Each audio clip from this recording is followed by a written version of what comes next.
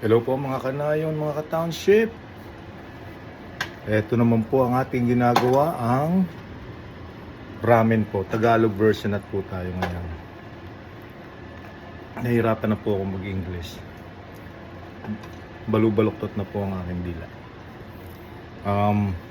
Pakita ko po sa inyo kung paano lagyan ng egg drop ang ramen natin.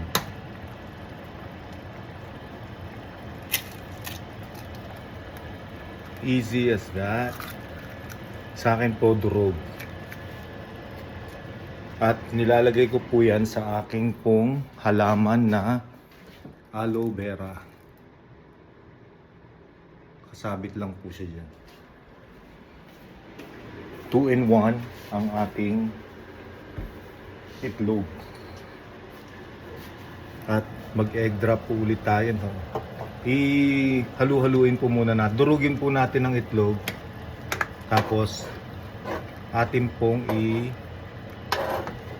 scatter po natin yan. Dumudulas ang ating kaldero. Isa pa.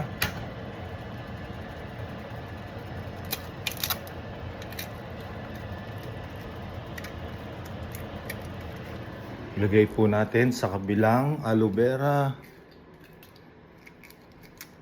Lagyan natin na may crown siya. At ang akin pong pinagmarumihan kanina sa basketball. At atin pong durugin siya ulit.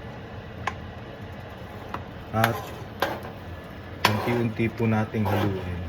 Hina po natin ang kalan. Yan po yan. Okay po ba? O, sige po, ganyan lang.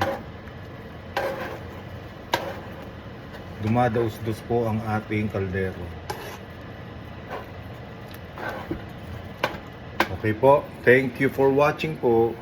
Salamat. Tabingi ang aking sombrero. Okay po. Salamat. Thank you.